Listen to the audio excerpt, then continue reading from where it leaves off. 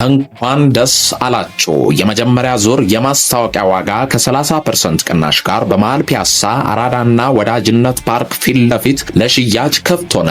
ከ15 ዓመት በላይ በዘርፉ ትልቅ ልምድ ያካበተው ሜሪት ፕሮፐርቲስ ቀድመው ለሚመዘገቡ ሰዎች ባለ 1 መኝታ 10% ቅድመ ክፍያ 500 ሺህ ብር፣ ባለ 2 መኝታ 840 ሺህ ብር፣ ባለ 3 መኝታ 1.207 ሺህ ብር ከ40% የባንክ ብድር ጋር ማግኘት ይችላሉ። ምን ይሄ ብቻ! በልዩነት ለ20 ደንበኞቻችን ታላቅ ቅናሽ እና ለቤተሰብ አሊያም በቡድን ሆነው ለሚገዙ ደንበኞቻችን ልዩ የቤተሰብ ቅናሽ አቅርበናል። ፈራሽ ባለው ስልክ ይደውሉልን። ሜሪት ፕሮፐርቲስ። የዓመቱ መጀመሪያ እግዚአብሔር በዚህ ዓመት የተናገረንን ነው እያደረግን ያለነው። ይህ ዓመት እግዚአብሔርን የምንፈራበት፣ በእግዚአብሔርን በመፍራት ውስጥ ያሉ በረከቶችን ከራሳችን ጋር፣ ከኛነታችን ጋር፣ ከቤታችን ጋር፣ ከኑሯችን ጋር፣ ከዴስቲኒያችን ጋር፣ ከአገልግሎታችን ጋር የምናገናኝበት፣ እግዚአብሔር የተናገረንን የምናደርግበት ፕሮግራማችን ነው። ክብር ለኢየሱስ ይሁን። ሁልጊዜ እንደምናገራችሁ ወደ ጳፍራ የክርስቶስ ቤተክርስቲያን ስትመጡ የእግዚአብሔርን ፍቃድ ታውቃላችሁ። የሰው ፍቃድ አይደለም፣ የእናንተን አይደለም፣ የምትፈልጉትን አይደለም፣ የእግዚአብሔርን ፍቃድ ታውቃላችሁ። የእግዚአብሔርን ፍቃድ አውቃችሁ ደግሞ ተረጋግታችሁ እንድትኖሩ እግዚአብሔር መንፈስ ይረዳችኋል። በዚህ የጸሎት ቤት የሚሰራው እሱ ነው። ስለዚህ ዛሬ ማታ የእግዚአብሔርን ፍቃድ እናውቃለን። ክብር ለኢየሱስ ይሁን። እግዚአብሔርን መፍራት ምንድነው የሚለውን ነገር እያነሳን ነው። እግዚአብሔር መፍራት ውስጥ ያሉት በረከቶችን አይተናል። እግዚአብሔርን መፍራት ውስጥ በጣም በርካታ ነገሮችን አንስተናል። ዛሬ እግዚአብሔር ደስ የሚያሰኘው መሆኑን፣ መፈራት በጣም የሚያስደስተው እንደሆነ፣ እግዚአብሔርን ስንፈራው በጣም የሚደሰት አምላክ እንደሆነ ነው ማሳያችሁ ትንሽ ነገር። ክብር ለኢየሱስ ይሁን። ስንቶቻችሁ እግዚአብሔር ደስ እንዲለው ትፈልጋላችሁ? አይደል? መጽሐፍ እንደሱ ነው እኮ አይደል? እግዚአብሔርን ደስ ማሰኘት በጣም ደስ ይላል። እግዚአብሔርን ደስ አሰኝቼው ባልፍ፣ ዳዊት እኮ በሕይወቴ ዘመን ሁሉ እኔ የምለምነው አንድ ልመና አለኝ፣ መሻቴም አንድ ናት አለ። አይገርም? ዳዊት ምንድነው የምትፈልገው? እኔ አንድ ነገር ነው የምሻዋል።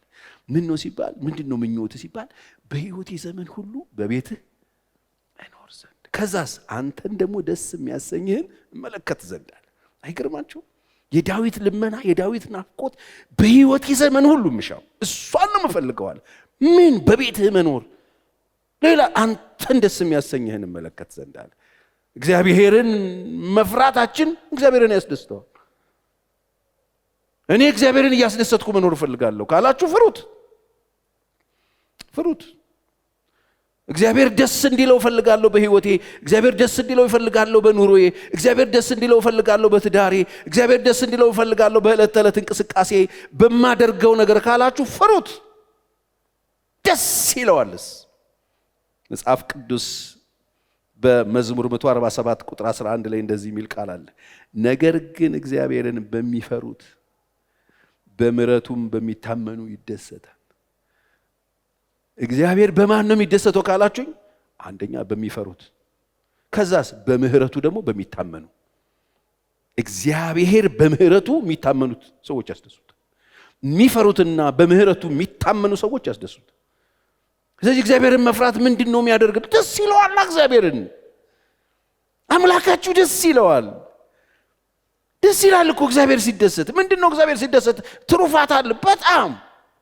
እሁድ ይሁን ባለፈው ተናግሬያለሁ እዚህ መድረክ ላይ ይመስለኛል። ታስታውሳላችሁ? ሰለሞን በራእይ እግዚአብሔርን ካገኘው በኋላ ምን እንደሚያደርግለት ሲጠይቀው እኔ የምፈልገው ማስተዋልና ጥበብ እንደሰጠኝ ነዋል። እግዚአብሔር ምን አለው ይላል? ደስ አለው።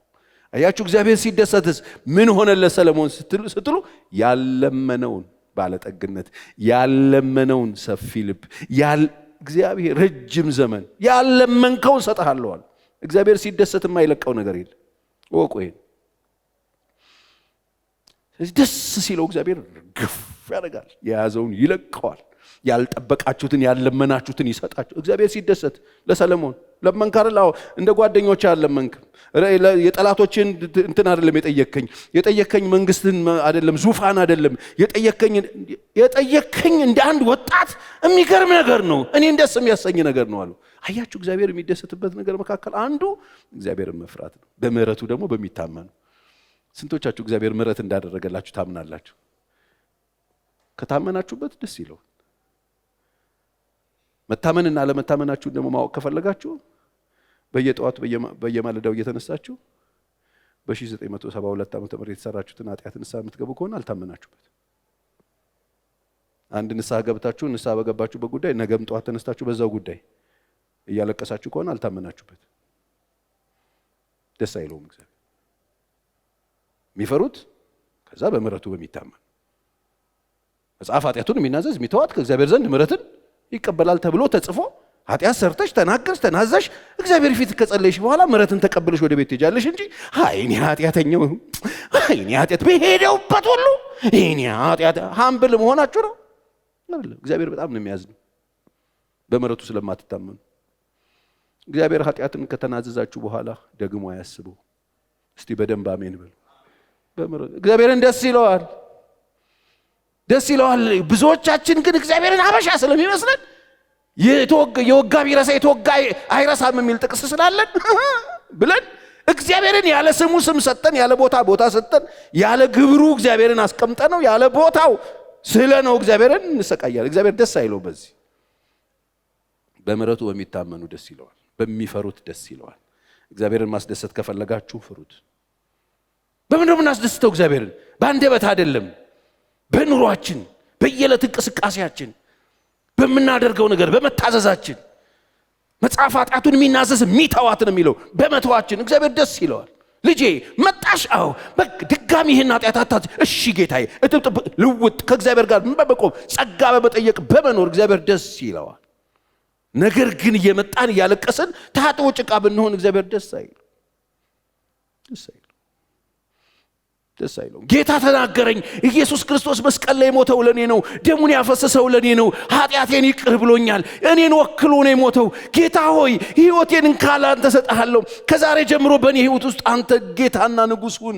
በቃ ይሄው ራሴን ሰጥቻለሁ፣ አምኜብሃለሁ፣ እስከ መጨረሻ ድረስ ካንተ ጋር እጸናለሁ። እንደ ቃልህ በምህረት ተቀብለኛል፣ በደምህ ኃጢአቴን አጥበሃል። አሜን ብላችሁ ከቆማችሁ በኋላ እንደገና ወደ ኋላ ብትመለሱ እግዚአብሔር ደስ አይለውም ይላል መጽሐፍ። አሁን ከአገልጋዮች ጋር የነበረን ጸሎት ይሄ ጻድቅ በእምነት በሕይወት ይኖራል፣ ወደ ኋላ በሚያፈገፍገው ግን ነፍሴ በእርሱ ደስ አይላት። ታምኖብኝ ጀምሮ ወደ ኋላ ሲመለስ ደስ አይለኝ። አይገርም? እግዚአብሔር ደስ አይለው። ደስ ማሰኘት ትፈልጋላችሁ? ፍሩት። የት? ውጪ፣ ስራ ቦታ፣ ከሀገር ውጪ፣ ትምህርት ቤት፣ የትም ቦታ እግዚአብሔር መፍራት ደስ ይለዋል፣ ደስ ይለዋል። በምህረቱ ስንታመን ምህረት አድርጎልኛል። መጥቶ ሰይጣን አሮጌ ዶሴ ይዞ የድሮ ምናምን ፋይል ይዞ አንቺ ሌባ አንተ ሌባ አላቅህም ወይ ምናምን ሲል ኦኬ አይቼዋለሁ፣ ይሄ አንቺ አይደለሽ፣ አዎ ይሄ እኔ ነኝ፣ ግን በምህረት ተቀይሯል፣ አለቀ። ብዙዎቻችን እኮ እግዚአብሔር ከሰጠን ምህረት በላይ እኮ ምናምነው የሰይጣንን ክስ ስለሆነ ነው የማንታመንበት። እግዚአብሔር ኃጢአታችሁን ይቅር ብሏል። እስቲ አሜን በሉ። አዎ ይቅር ብሏል። ማንም በክርስቶስ ኢየሱስ ቢሆን አዲስ ፍጥረት ነው። አሮጌው ነገር ሁሉ አልፏል፣ አልፏል። እነሆ ሁሉ ስንቱ ሁሉ እስቲ የኔ ሁሉ አዲስ ሆኗል የሚል ሰው ካለ አሜን ይበለኝ። ሁሉ አዲስ ሆኗል።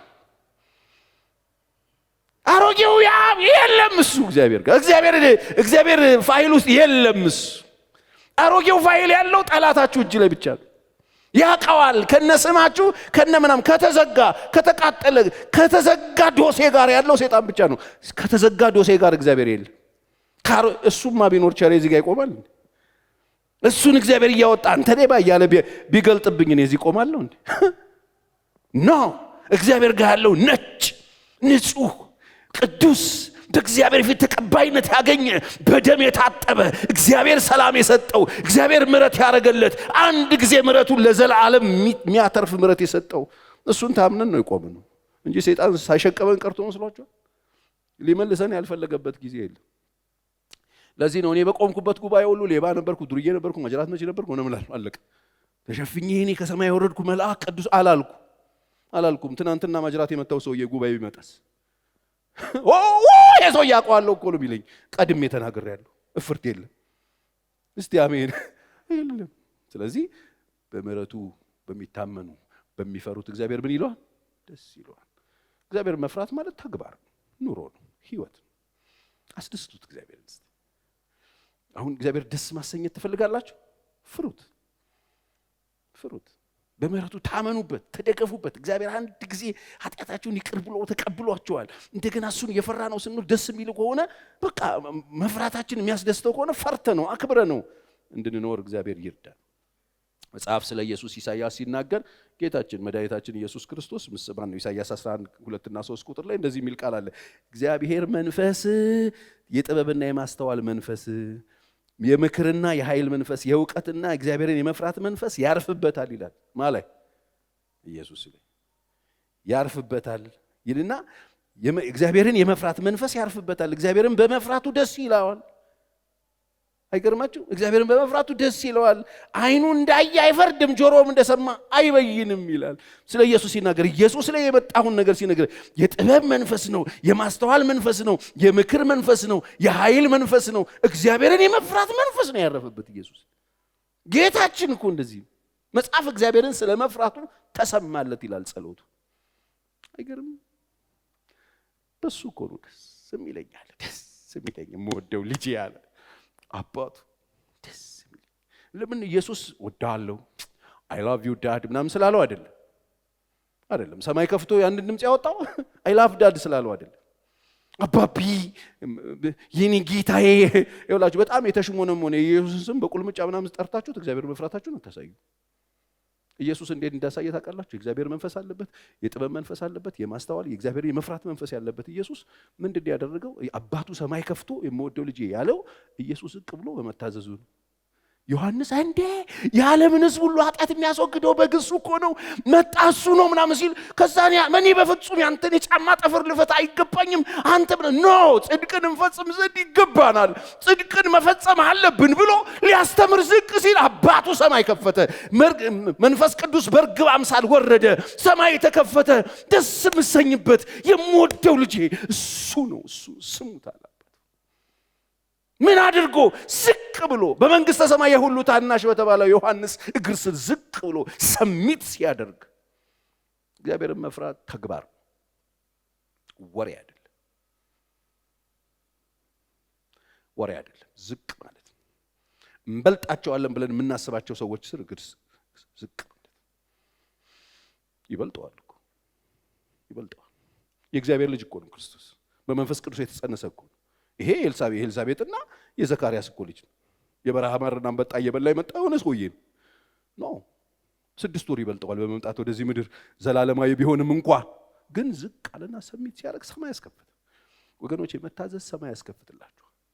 ሰሚሽን ሰማይ ያስከፍትላችኋል። ሰሚሽን እግዚአብሔርን ደስ ያሰኘዋል።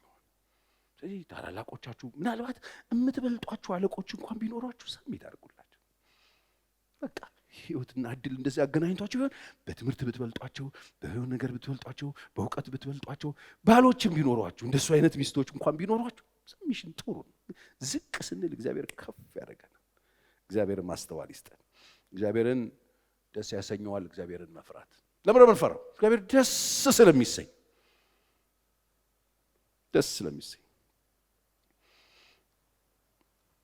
እግዚአብሔርን የሚፈራ ሰው እርሱ የተወደደ ሰው። እግዚአብሔር የወደደው ሰው መለያው እግዚአብሔርን ይፈራል። መጽሐፍ ቅዱስ ሐዋርያት ሥራ ምዕራፍ 10:34 ጴጥሮስ አፉን ከፍቶ እንዲህ አለ።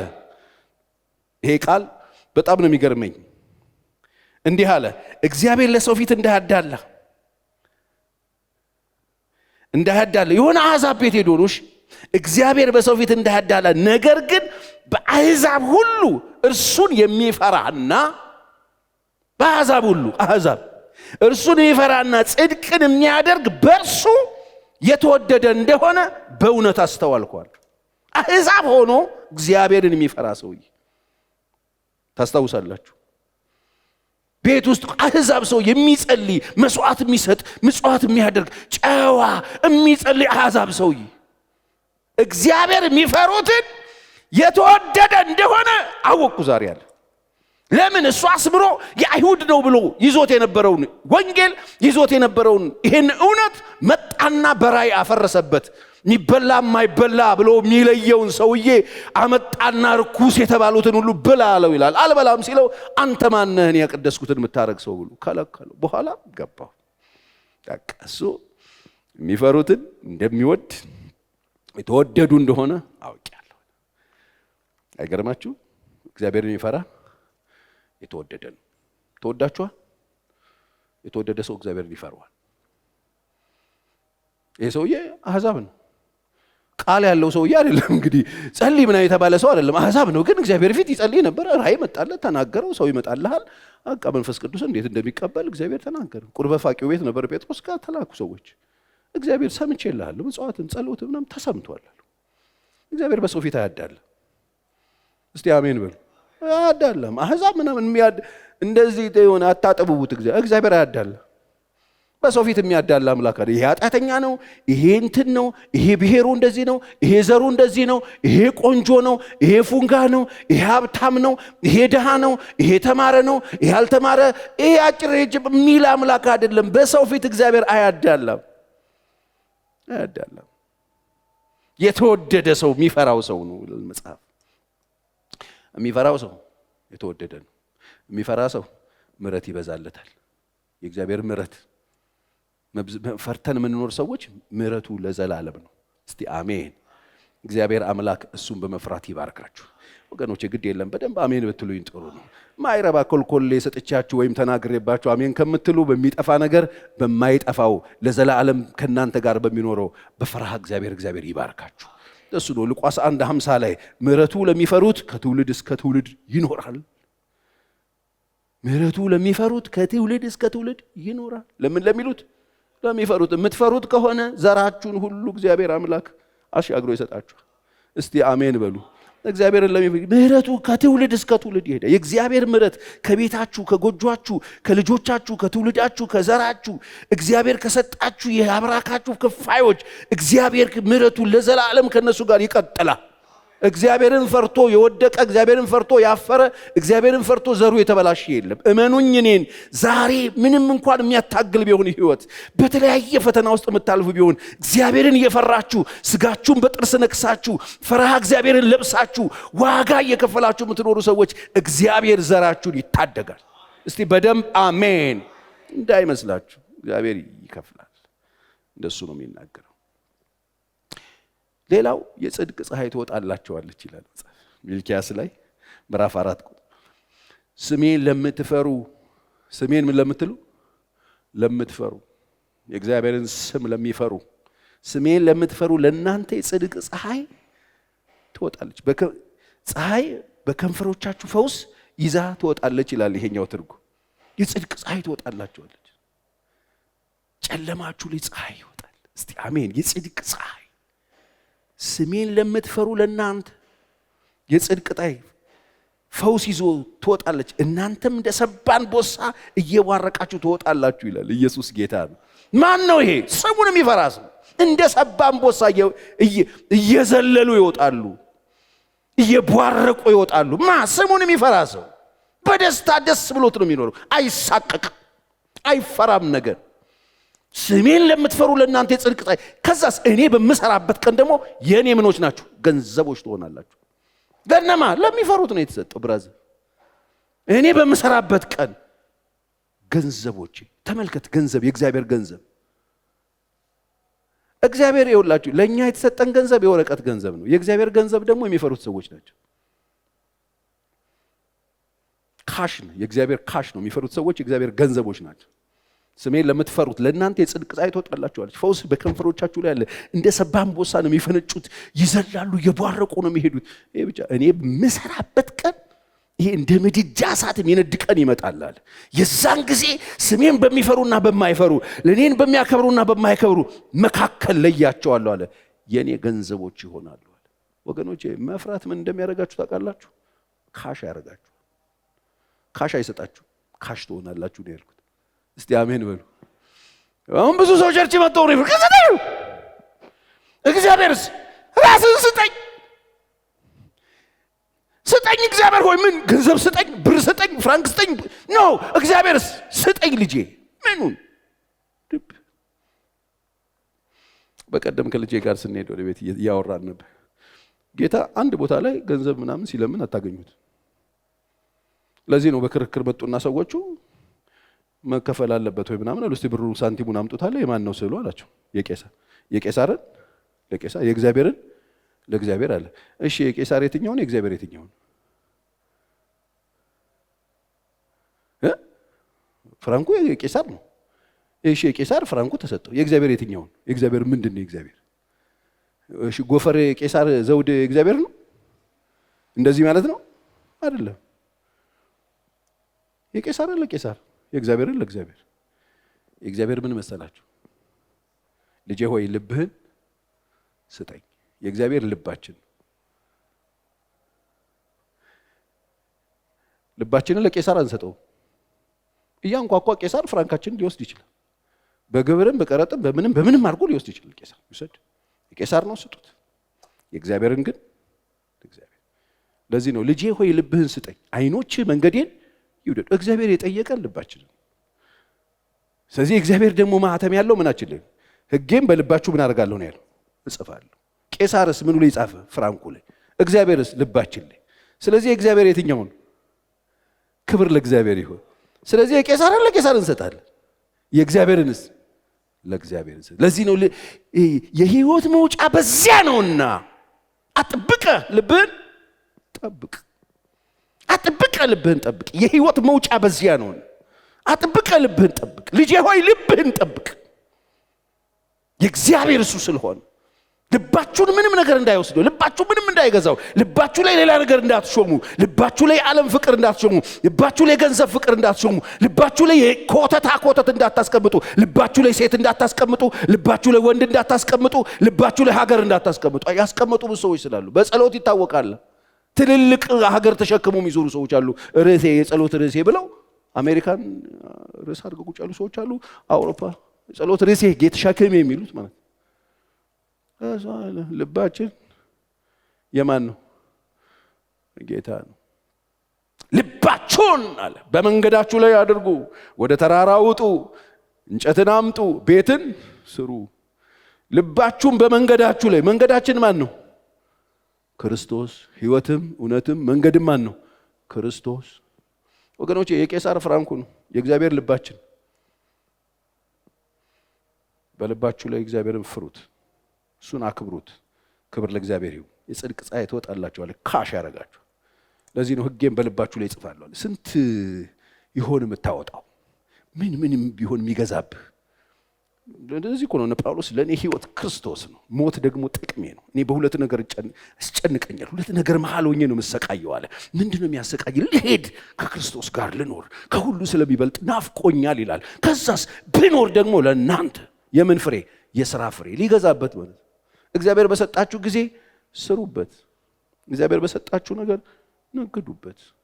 እግዚአብሔር በሰጣችሁ ልብ ላይ በተጻፈው መጠን ልክ ስሩበት። ሰው በልቡ እንዳሰበ እንዲሆኑ ይላል መጽሐፍ። በልባችሁ ላይ እግዚአብሔር አምላክ በኢየሱስ ስም ያትምባችሁ። ዛሬ ማታ ከባባድ ገንዘብ ያርጋችሁ። ይሄ ምድርን የሚገዛ የሚገለባበት ገንዘብ ያርጋችሁ። እኔ አረባም ትንሽ ነኝ እንዳትሉ እግዚአብሔር ይግዛባችሁ። አንድ ጊዜ ኤርሚያስ ጋር መጣና ኤርሚያስ ለካ ግብዳ ካሽ ነው። ኤርሚያስ በጣም ትልቅ ነው። ኤርሚያስ በጣም የእግዚአብሔር አፍ ሊሆን ነው። እግዚአብሔር እሱ ላይ ያተመበት ትልቅ ገንዘብ ነው። ኤርሚያስስ ምን አለ? እኔ ብላቴና ነኝና እባክህ ተወኝ ይላል። ብላቴና ነኝ አትበለኝ አለ እግዚአብሔር። አትበለኝ እንደዚህ አለ እግዚአብሔር። አይገርማችሁም? አትበለኝ አለ። እኔ ትነቅላለህ፣ እኔ ትተክላለህ፣ እኔ እንደዚህ ነው የመረጥኩ፣ እኔ ለዚህ ነው የጠራው፣ አንተ እንደዚህ አትበለኝ አለ እግዚአብሔር። ወገኖቼ እናንተ ራሳችሁን ያያችሁበት አይን፣ ለራሳችሁ የሰጣችሁት ግምት ዛሬ ማታ በኢየሱስም የተፈወዘ ይሁን። የሰራዊት ጌታ እግዚአብሔር እንዳየላችሁ ራሳችሁ ማየት ይሁንላችሁ። የእግዚአብሔር ሕግ በኢየሱስም በልባችሁ ይጻፍባችሁ። እሱ የሚሰራበት ቀን ካሽ ያርጋችሁ።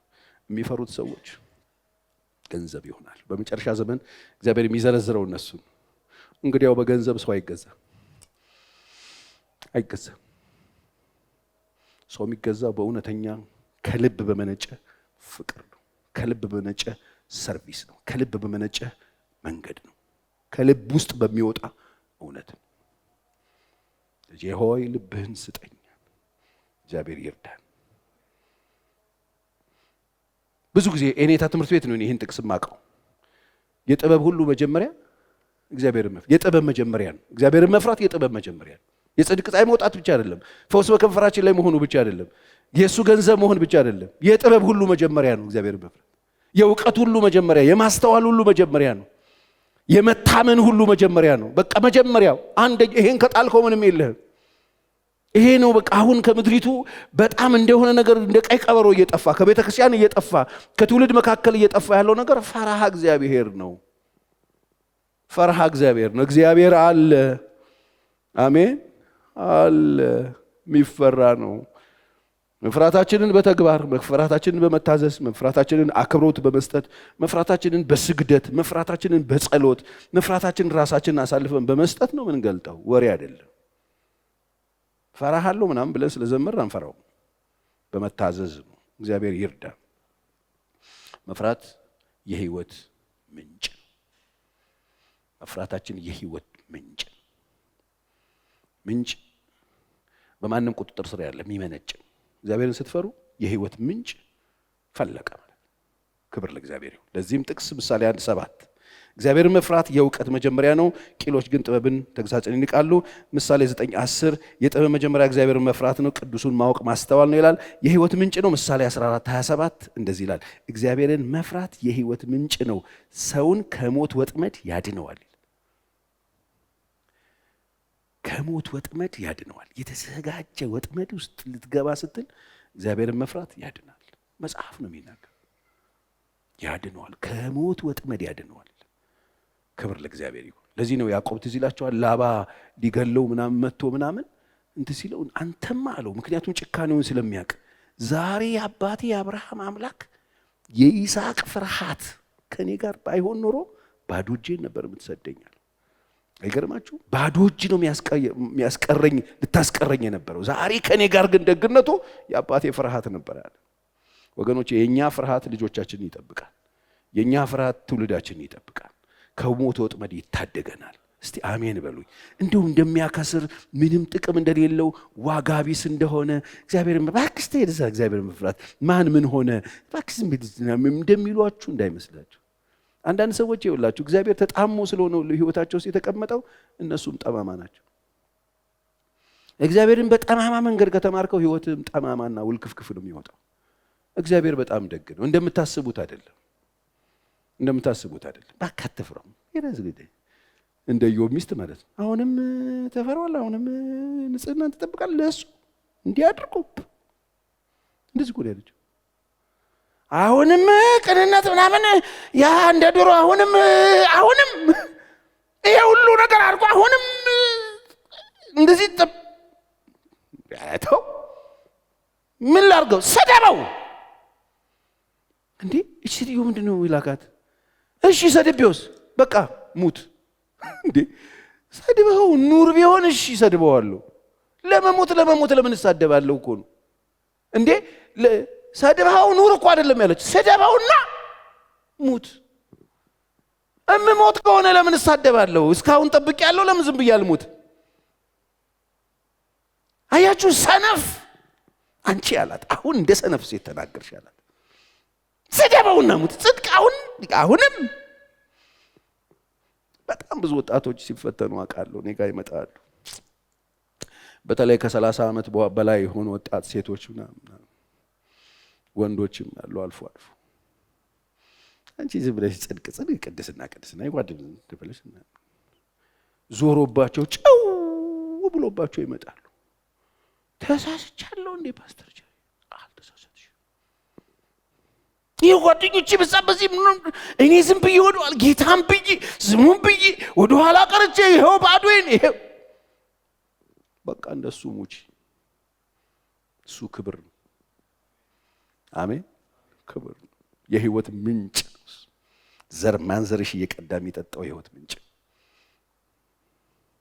ምን ጥቅም አለው ካለመፍራት? አለመፍራት ምን እንደሚያመጣ ልንገራችሁ። አለመፍራት ሐዘን ያመጣል። አለመፍራት ሞትን ያመጣል። አለመፍራት ትውልድን ይበክላል። የእናንተ አለመፍራት ዘራችሁን ያበላሻል። በድፍረት እግዚአብሔርን ደፍረው ህይወትን አመሰቃቅለው በንጹህ ደም ላይ እርምጃ የወሰዱ ንጹህ ደም ያፈሰሱ እግዚአብሔርን ያልፈሩ ተደብቀው ወንጀል የፈጸሙ ተደብቀው አመጽ የሰሩ ተደብቀው ክፋትን ያደረጉ እግዚአብሔር እንደሌለ የቆጠሩ አንድ ሰው አታወጡልኝም። ዘር ማንዘራቸው ዱቄት ነው ይሆን የለም። እዚህ መጽሐፍ ውስጥም የለም፣ መሬትም ላይ የለም። ለጊዜው ይመስላል ኃጢአተኛ እንደ ዘንባባ ይላል መጽሐፍ። እንደዚህ ድንገት ደግሞ ይጠፋል። የህይወት ምንጭ ነው እግዚአብሔርን መፍራት። ለልጆቻችሁ የማያልቅ ምንጭን ስጧቸው። የማያልቅ ምንጭ ነው ያልኩት። ታንከር አትግዙላቸው። ለዘራችሁ ታንከር ገዝታችሁ ታንከር አትሙሉላቸው፣ አይበቃችሁ። ምንጩ ግን አያልቅ። እስቲ አሜን። የህይወት ምንጭ፣ ቀርተው የሚጠጡት ምንጭ፣ በዘመናቸው ሁሉ የሚኖሩበት ምንጭ። ይሄ ምን ከየት ነው የሚመጣው? እግዚአብሔርን ከመፍራት። እግዚአብሔርን በመፍራት የሚመጣው እሱ ነው። እግዚአብሔር ይርዳ። እስከ መጨረሻ መጽናት። ስደብና ሞት አልሰድበው። ለሞት ሳልሰድብ አልሞትም እንዴ? ሞቴ ካልቀረ እንዴ? አንዳንድ ሰው መጨረሻ ሰዓት ላይ መቶ ፋውል ላይ ያሰራህ ይመክራል። ይሄ ሁሉ ከታገስሽ አሁን ከዚህ በኋላ ምን ልትሆኚ ነው? ይሄ ሁሉ ታግሳል፣ ይሄ ሁሉ መንገድ መተሃል፣ ይሄ ሁሉ መንገድ መተሻል። አቋርጤ የመጣው ብዙ ነው። ታዲያ ለምን ትፎርሻለህ? ጽና እንጂ ቁም እንጂ። መጽሐፍ ቅዱስ የእግዚአብሔር ቃል ያመኑ ሁሉ አልወረሱም አምነው ሞቱ የሚል ቃል ላንብብል እችላለሁ። ዕብራውያን 11 ሂድና አጥና። እንደ ደመና በዙሪያችን የነበሩ አባቶቻችን፣ ምስክሮች የሆኑ ቲፎዞቻችን፣ እዚህ ትራክ ውስጥ የነበሩ ይህንን ታላቅ ሩጫ የሮጡ እንደዚህ በእግዚአብሔር ፊት በጽድቅ የኖሩ አምነው የሞቱ አምነው ወጥተው ያልከሰሩ ምስክሮች ያሉበት መጽሐፍ ነው የመጽሐፍ። አምነው ይላል ከርቀት አይተው ተሳልመው ታለፉ። የተሰጠውን ተስፋ ሳያገኙ ወገኖች ያለኛ ፍጹማን እንዳይሆኑ አውቆ ነበር እግዚአብሔር አውቆ ነበር ይላል። አምነው መሞት የሚባል ወንጌል ማግኘት ብቻ አይደለም፣ አምኖ መዳር ብቻ አይደለም፣ አምኖ ማግባት ብቻ አይደለም። አምነ ሳታገባ ልትሞት ትችላለህ። ጌታን እያመሰገንክ ትሄዳለህ። አምኖ መሞት፣ እግዚአብሔርን እያከበሩ መኖርና መሞት፣ ከእግዚአብሔር ጋር ጸንቶ ኖሮ መሞት ምን ለማትረፍ? አለመፍራት ሀዘንተኛ ያደርጋቸዋል፣ ፍጻሜያችሁን ያበላሸዋል። ማይፈሩ ሰዎች መጨረሻ ላይ ያለቀሱ፣ ያዘኑ፣ የተቆጩ መሬት እየቀበቀቡ ነው የሚወጡት። ሂድና ሰለሞንን ጠይቀው ኖሮታል እኮ መሬት ላይ ማንም እኔ ነኝ ያለ ወንድ ያልኖረው ኖሮ 700 እና 300 አስቀምጦ 1000 ሴት የነበረው ሰውዬ ገነት መሬት ላይ የሰራ ሰው፣ መጽሐፍትን ያገላበጠ ሰው፣ በምድር ላይ ጥበበኛ የተባለ ሰው፣ ስመጥር የነበረ ሰው፣ ነገስታት ለምክር የሚመጡበት ሰው፣ ያ ብዙ ቁባቶች የነበሩት፣ ያ ብዙ አሽከሮች የነበሩት፣ ያ ሁሉ ነገር የነበረው ሰውዬ ደብሮት ነው የሞተው። የከንቱ ነው ብሎ ነው የሞተው። መክብብ 12 ላይ ያለውን ቃል አንብብላችሁ። ምዕራፍ 12 ቁጥር 13 የነገርን ሁሉ ፍጻሜ እንስማ፣ ይህ የሰው ሁለንተናው ነውና። የሰው ሁሉ ሁለንተናው ነውና እግዚአብሔርን ፍራ። ሰለሞን ሲደመድብ መክብብን እግዚአብሔርን ፍራ፣ ትእዛዙን ጠብቅ። እግዚአብሔር ስራህን ሁሉ የተሰወረውን ነገር ሁሉ መልካምም ቢሆን ክፉም ቢሆን ወደ ፍርድ ያመጣዋልና። ይሄ የሰው ሁለንተናው ነው። የተሰወረውም የተገለጠውም ይመጣልና። የከንቱ ነው ብሎ አለፈ። መጨረሻ ምክር ሲባል እግዚአብሔርን ፍራ። ይህ የሰው ሁለንተናው ነው፣ የነገር ፍጻሜ ነው። ትእዛዙን ጠብቅ፣ በመንገዶቹ ሂድ፣ ትእዛዙን ጠብቅ፣ እግዚአብሔርን ፍራ፣ ትእዛዙን ጠብቅ። እግዚአብሔር የሥራህን ሁሉ የተሰወረውን የተገለጠውን። ወገኖቼ በስውርም በግልጥ የምንሰራው እግዚአብሔር ጋር ይታወቃል። ያልታወቅነው ከሰወርንባቸው ሰዎች እንጂ ከእግዚአብሔር አይደለም። እግዚአብሔር ብርሃን ነው፣ በእርሱ ዘንድ ከቶ ጨለማ የለም። እስቲ እግዚአብሔር ብርሃን ነው በሉኝ፣ በእርሱ ዘንድ ከቶ ጨለማ የለም በሉ። የለም እግዚአብሔር ጋር ጨለማ። ሲመሽ ገቡ የት ሄዱ ይለናል። እንደሱ የሚመስላችሁ ሰዎች አላችሁ። እግዚአብሔር ካጠፍጣት በቅያስ ጥፍት ስትል በቅያስ ጥፍት የምትለው ከኔ ስውር ከከበደ ስውር ልትል ትችላለህ። ከእግዚአብሔር ስውር አለ እንዴ?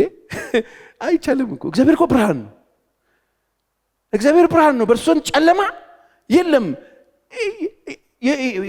ህዝብ በዝቶበት ሲጨናነቅ እንሸውደው ይሆን? አይደለም። ህዝብ አያስጨን። እግዚአብሔር ዓለም ላይ ያለው አህዛብ ሁሉ ተሰብስቦ ገንቦ ውስጥ እንዳሉ ምንድን ነው የሚያያቸው ነው የሚለው። ለእግዚአብሔር ጠብታ ነን።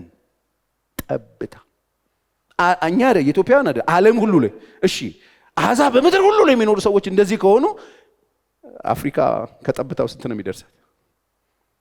ከአፍሪካ ኢትዮጵያ ምን ያህል ነው የሚደርሳት? ከጠብታው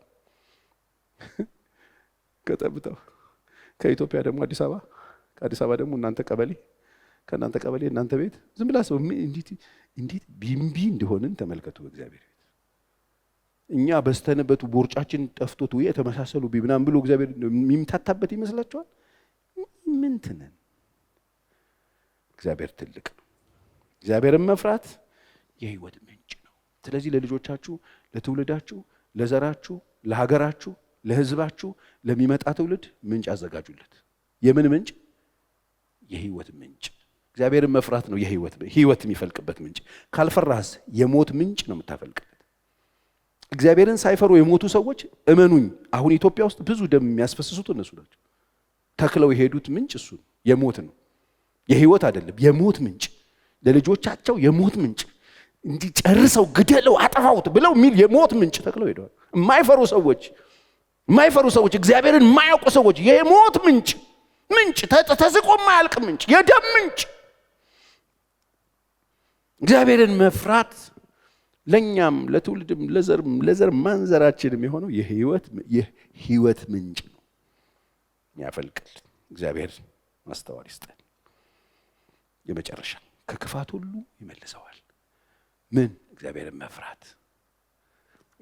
መፍራት ከክፋት ይመልሳል። ክብር ለኢየሱስ ይሁን። በቃ ክፋት ልታደርጉ ወስናችሁ ብትወጡ፣ የሆነ ነገር ልታደርጉ ብታስቡ፣ ከዛ ሊመልሳችሁ የሚችለው ሰራዊት የለም። ማንም ላያያችሁ ይችላል። መሬት ላይ ያለውን ሁሉንም ታጭበረብሩታላችሁ። ከማንም ሰው መሰወር ትችላል። እግዚአብሔር ግን አትችሉ። ከክፋት ይመልሳል። ክፋት ለማድረግ ልባችሁ ውስጥ ይሁን ነገር ይዛችሁ ስትወጡ እግዚአብሔር ይመጣና ልጄ ለምን አትተውም? ቃየል ልጄ እባክህ ተው ይቅርብ ብሎ ይመልሳል። ክፋት ልናደርግ ወስነን ብዙ ውሳኔ ወስናችሁ መጣችሁ ቸርች ሐሳባችሁን አልቀየራችሁ። እግዚአብሔር ተናገረኝ ትቼዋለሁ። በቃ እግዚአብሔር ተናገረኝ፣ በቃ ቤቴን አላፈርስ። እግዚአብሔር ተናግሮኛል፣ በቃ እኔ ለካ እኔ ጋር ያለው ይቅርታ የኔ አይደለም እግዚአብሔር የሰጠኝ ነው፣ ይቅር እላለሁ አላልንም? እግዚአብሔር ከክፋት ይመልሰናል። በልባችሁ ከተጎዳችሁት ጉዳት የተነሳ ከደረሰባችሁ ችግር የተነሳ ክፋት እያሰባችሁ ያላችሁ ሰዎች አላችሁ። ከሱ የሚያድናችሁ እግዚአብሔርን መፍራት። እግዚአብሔርን ስንፈራው ዳኛ አለ ለካ። ይኸውላችሁ እግዚአብሔርን መፍራት የምናቆመው ዳኛ የሌለ ስለሚመስለው ጨዋታ ውስጥ እኛው ራሳችን ፊሽካ የምንይዘው። እግዚአብሔር እንዳለ ስናግን ዳኛ አለ። እግዚአብሔር ጉዳዩን አይቶታል አላየው? እስቲ በሉል መልሱልኝ። አይቶታል። እግዚአብሔር ሰምቶታል አልሰማውም? ሰምቶታል። ምን አደረገ? ምንም። ስለዚህ እኔ ምን ላረግ ነው የወጣሁት? ምንም ያላረክምና እኔ ያረጋለሁ። አንተ አምላክ አይደል እኔ ነኝ እያልነው ነው እኮ። ፊሽካውን ለመቀማት እንደመፈለግ ነው እኮ። ከክፋት ይመልሰናል። ምሳሌ 16:6 በፍቅርና በታማኝነት ኃጢአት ይሰረያል ይልና እግዚአብሔርን በመፍራት ሰው ከክፋት ይርቃል። እግዚአብሔርን ስትፈሩት ከክፋት ትርቃላችሁ። አጥፋ፣ ግደል፣ ትዳርግ የሚልህን ተሻሸዋል። መቼ? እግዚአብሔርን ስትፈራው። በፍቅርና በታማኝነት ከኃጢአት ይሰረያል። ታማኝ እንሆን። የተሰማን እውነት ነው፣ የከፋን እውነት ነው። በፍቅር ታማኝ እንሆን፣ እግዚአብሔር ፊት እንምጣ። ከዛ እግዚአብሔርን ስንፈራው ደግሞ ከክፋት እንርቃለን። ልናደርግ ያሰብነውን ክፋት እንተወዋለን። በመጨረሻ የአዲስ ኪዳን ቤተክርስቲያን የምታድግበት ስሙኝ በደንብ ቤተክርስቲያን እውነተኛ ያሁን የቤተክርስቲያን እድገት እንዳይመስላችሁ። እኔ በጣም ነው የሚያሳዝነኝ። ፈሪሃ እግዚአብሔር የወደቀበት የቤተክርስቲያን እድገት የለም። አይደለም የሆነ ጀማ ነው እያደገ ያለው። ኮሸሌ ቅጠል ነው። አንድ ነገር ኮሽ ቢል በእውነት መቆም ይችላል ወይ? አይመስለኝም። ምክንያቱም ቤተክርስቲያን ፈሪሃ እግዚአብሔር ከሌለ እግዚአብሔርን እየፈራን ካልሆነ የምንበዛው ፈሪሃ እግዚአብሔር ጥለን የምንበዛ ከሆነ ሌላ ነገር ነው እየበዛ ያለው። አስፈሪ ነው። ይሄ ሁሉ ታዲያ ክርስትና ይሄ ሁሉ እግዚአብሔርን የሚያቅሰው ሀገር ላይ ያለ ለምን እንደዚህ ሆንን? ፈሪሃ እግዚአብሔር ሸሽቶ ሰው በድፍረት ሰውን ያጠፋ፣ የሰው ቤት እያፈረሰ፣ የሰው ገንዘብ እየወሰደ፣ የሰው ነገር እየበተነ፣ የሰው ትዳር ውስጥ እየገባ ነገሮች እያበላሽ፣ አመጽ እየተሰራ በኢየሱስ ስም እየተጀመሩ ፕሮግራሞች ውስጥ ሰዎች የሚሞቱበት ነገር እየተደረገ አመጽ እየተሰራ በዚህ ሁኔታ አደግንና በዛን አይሰራም። አዲስ ኪዳን ቤተክርስቲያን ታስታውሳላችሁ። ጳውሎስን ሳውል በነበረ ጊዜ መጣ፣ ተገናኘው። ከዛ ያ ብርሃን ማነህ አንተ አለው። የምታሳድደኝ ኢየሱስ ነኝ አለው። ከዛሬ ጀምሮ ብታሳድደኝ ይብስብሃል፣ አጠናፍርሃለሁ አለው እግዚአብሔር። ያ ያላ እግዚአብሔር ጌታ ያያል እኮ። አንተ ማነህ? የናዝሬቱ ኢየሱስ ነኝ አለው። ለምን ነው የምታሳድደኝ አለው። እንዴ አንተን ነው እንዴ የማሳድደው? እና እሱ እኮ የሚያሳድደው ጴጥሮስን ነው፣ ሐናንያን ነው። እንዴ አንተ ነህ እንዴ? ታዲያስ? ከዛ ሳውል ጌታ ሆይ ምን አደርግ ዘንድ ትወዳለህ? ምን ላድርግ አለው። አሁን የምታደርገው ስሜን ትሸከማለህ፣ እሺ። ስለ ስሜን መከራ ትቀበላለህ፣ እሺ። አሁን የሚጸልይልህ ሐናንያ የሚባል ሰው አለ፣ እሺ። ሂድ ይጸልይልሃል። አይኑ ተደፍኗል፣ አይኑ ታውሯል። የመጣው ብርሃን ጥሎታል። እየተመራ ሄደ፣ ተጸለየለት፣ ወጣ፣ መሰከረ፣ ታምር ሆነ። የሚገርም ነገር መሆን ጀመረ። ከዛስ በጣም የሚገርም ነገር መደበላለቅ ጀመረ። ከዛ እዛው ምዕራፍ 9 ቁጥር 31 ላይ እንደዚህ ይላል፣ ይሁዳም ሁሉና በገሊላም በሰማርያም የነበሩት አብያተ ክርስቲያናት በሰላም ኖሩ ይላል። አንድ አመፀኛ አሳዳጅ ሰውዬ እየተከታተለ ቸርች የሚያፈርስ፣ ቅዱሳንን የሚያስር፣ የሚገድል፣ የሚያስገድል ሰውዬ ተመታ። እግዚአብሔር ያዘው። ብርሃን በራለት፣ ወንጌል በራለት።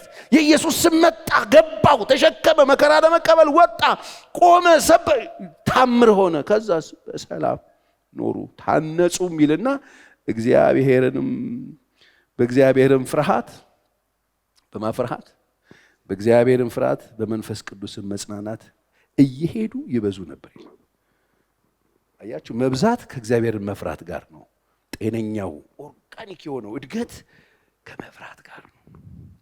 በጣም ብዙ ደፋፋር ሰዎች፣ እኔ እዚህ ቤት ብዙ አመፀኛ ሰው መጥቶ ያውቃል ወገኖቼ። በጣም ብዙ አይችሉትም። እግዚአብሔርን የማይፈሩ ሰዎች አይችሉትም። ከዚህ ምስባክ ለሚወጣው እኔ በጣም ጀግና ነኝ እያልኩ አይደለም፣ የእግዚአብሔር እውነት ስለሆነ የሚነገረው።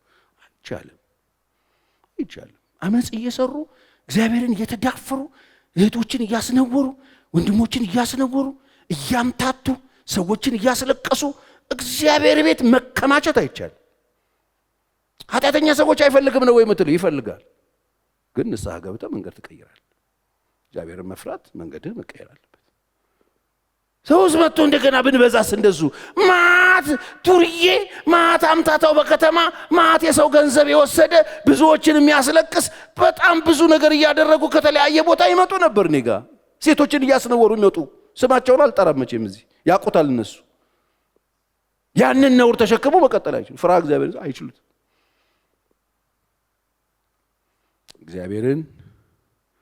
በእግዚአብሔር ፍርሃት በመንፈስ ቅዱስ መጽናናት። እግዚአብሔርን የሚፈሩ ሰዎች ያሉበት ቦታ የመንፈስ ቅዱስ መጽናናት አለ። ያጽናናል ጌታ። ክብር ለኢየሱስ ይሁን። የመንፈስ ቅዱስ መጽናናት እየሄዱ ይበዙ ነበር ይላል። ከበዛን አይቀር እግዚአብሔርን በመፍራት እግዚአብሔር ያብዛል። እግዚአብሔር ለቤተ ክርስቲያን የሚፈሩ ሰዎችን ያብዛል። በቃ በሄዱበት ቦታ ለምን መሰላችሁ? እነዚህ የሚበዙት እግዚአብሔርን በመፍራት የሚበዙ ሰዎች ፈውስ ነው ከንፈራቸው ላይ ያለው እንጂ እንትናል ሞት አይደለም፣ በሽታ አይደለም። አሁን እኮ በከንፈራችን ላይ ምንድን ነው ያለው? በሄድንበት ቦታ እርግማን፣ በሄድንበት ቦታ ሰዎችን ሚኮንን፣ በሄድንበት ቦታ ሞት፣ ጦርነት የሚያውጅ አሁን በሄድን ነው የሚወጣው ነው። እኔ አሁን ቤንጤዎች በጣም ተጠንቀቁ። ክርስቲያንን የምትሉ ካፋችሁ የምታወጡት ነገር ጦርነት እንዳይሆን፣ ሰውና ሰው የሚያጋድል እንዳይሆን፣ እንደ ቀላል ክብሪት እንዲያሉ የሚጫወቱ ክርስቲያኖች አውቃለሁ። ሃይማኖት ጦርነት ሊያስነሱ አልነድ ብሏቸው እንጂ የማይሞክሩት የለም። ለምን? እኛ በጣም ፐርፌክት ነን እናንተ መጥፎ ናችሁ ብሎ አሕዛብ ልዩነት የለውም። አትድከም፣ ልዩነት የለም። እግዚአብሔር ያዳላ ለሰዎች ልጆች ሁሉ ነው ኢየሱስን የሰጠው፣ ለተወሰነ ግሩፕና ቡድን አይደለም። ስለዚህ መንቀሽቀሻችንን ትተን በፈርሃ እግዚአብሔር በጥንቃቄ በጽድቅ ኖረን ፈውስ በከንፈሮቻችን ላይ ሆኖ የእግዚአብሔር ገንዘብ ሆነን ለልጆቻችን ምንጭ፣ ለትውልድ ምንጭ፣ የሰላም ምንጭ፣ የረፍት ምንጭ፣ የደህንነት ምንጭ ጥለን መሄድ አለብን። መሞታቸው አይቀርም። ግን ምንጩ ምንድነው አይደል? ምንጩ ምንድነው? ዛሬ የዘራነው ዘር የሚያድገው በመዝራታችን ብቻ እንየው። መዝራታችንን ማለት የሚያድገው ነው። እኛ ከሄድን በኋላ የሚያድገው ለማን ነው? ያጭዷታል እኮ። እንደ ቀልድ የምንዘራው ነገር ማደጉ ስለማይቀር ማለት። ስለዚህ ራሳችሁ ላይ፣ ቤተሰባችሁ ላይ፣ ቤተክርስቲያን ላይ፣ ሀገር ላይ፣ ትውልድ ላይ የምንዘራው ነገር በፈርሃ እግዚአብሔር የተቃኘ ይሁንልን። እግዚአብሔር ማስተዋል ይስጠን። እንጸልያለን በእግዚአብሔር ፊት። ጌታ ሆይ እኔ እንደዚህ አይነት ምንጭ ለትውልድ የጥዬ እንዲሄድ እርዳኝ በሉና ጥቂት ደቂቃ እስቲ ትንሽ ጥሞና እንውሰድና እግዚአብሔር ሆይ እርዳ። አንተን የሚያስደስት ነው አንተን መፍራት፣ አንተን ደስ የሚያሰኝ ነው አንተን መፍራት።